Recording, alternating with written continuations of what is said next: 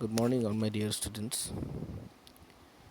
As in the Google Classroom, we are doing this lesson सबसे बढ़कर हम, तो आज हम YouTube में भी इसी लेसन को करेंगे। इससे आपका जो रिवीजन है, कॉन्सेप्ट है इस लेसन का, वो बहुत ही अच्छे से क्लियर हो जाएगा।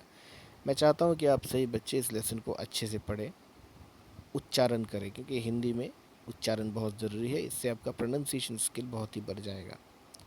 तो इसलिए मैं किस तरह से पढ़ता हूँ उसको अच्छे से देखिएगा। तो चलिए शुरू करते हैं। जैसे कि आप देख सकते हैं, ये लेसन नंबर 15 है और पाठ का नाम है सबसे बढ़कर हम। मतलब हमको, हम मतलब इंसानों को सबसे बढ़कर बताया गया है इस कविता में। क्यों बताया गया है, किससे हम बढ़कर हैं, इसका जवाब हमें पाठ पढ़ने पर ही मिलेगा। तो चलिए हम शुरू करते हैं। तो देखिए पहले पंक्ति में क्या लिखा है। आलपीन के सिर होता पर बाल ना उस पर होता एक, कुर्सी के दो बाहें हैं पर गेंद नहीं सकती है फेंक। तो क्या लिखा है, आलपिन के सिर होता पर, मतलब आलपिन जो होता है, जो पिन होता है उसका सिर होता है पर बाल ना उस पर होता है, लेकिन उसका सिर पर एक भी बाल नहीं होते। उसी प्रकार कुर्सी के दो बाहें हैं पर गेंद नहीं सकती है फेंक। उसी प्रकार कुर्सी के मतलब जो चेयर होता है उसका दो बाहें होते हैं, दो बाहें होने पर भी वह काम नहीं कर सकते, दो बाहें से कुछ भी काम। जैसे हमारे पास सिर है और हमारे सिर में बाल भी है, उसी प्रकार हमारे पास हाथ है और हम हाथ से बहुत कुछ कर सकते हैं, लिख सकते हैं, ओके, गेंद पकड़ सकते हैं, खाना खा सकते हैं, ओके।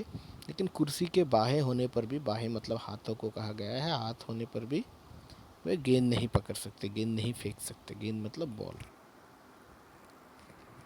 नेक्स्ट, कंघी के हैं दांत मगर वह चबा नहीं सकती है काना।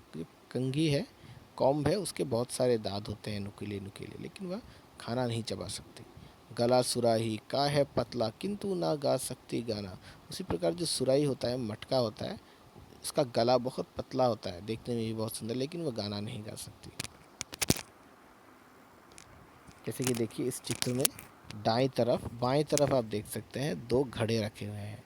एक जो पतला गला वाला घड़ा है उसे सुराही कहते हैं, और मोटा मोटा जिसका गला है उसे घड़ा कहते हैं। चलिए इस पंक्ति में हम पढ़ते हैं और समझते हैं क्या लिखा है। होता है मुंह बड़ा घड़े का पर वह बोल नहीं सकता। घड़ा का मुंह बहुत बड़ा होता है लेकिन वह बोल नहीं सकता। चार पांव टेबल के होते पर वह डोल नहीं सकता। चार पांव टेबल के होते पर वह डोल नहीं सकता। टेबल के चार पांव होते हैं पर वह डोल नहीं सकता।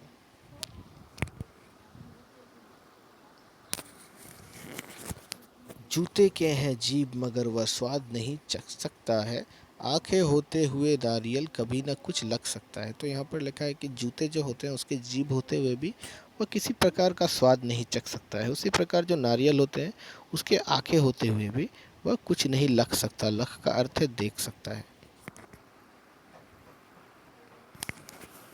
है मनुष्य के पास सभी कुछ, ले सकता है सबसे काम, इसीलिए दुनिया में सबने बढ़कर है उसका ही नाम। और मनुष्य के पास सभी कुछ है और हम अपने सभी अंगों के साथ, हाथ पैर आँख नाक सिर, सभी से काम ले सकते हैं। इसीलिए दुनिया में सबसे बढ़कर, सबसे उच्च में कौन आता है, सबसे ज़्यादा नाम किसका होता है, मनुष्य का नाम होता है।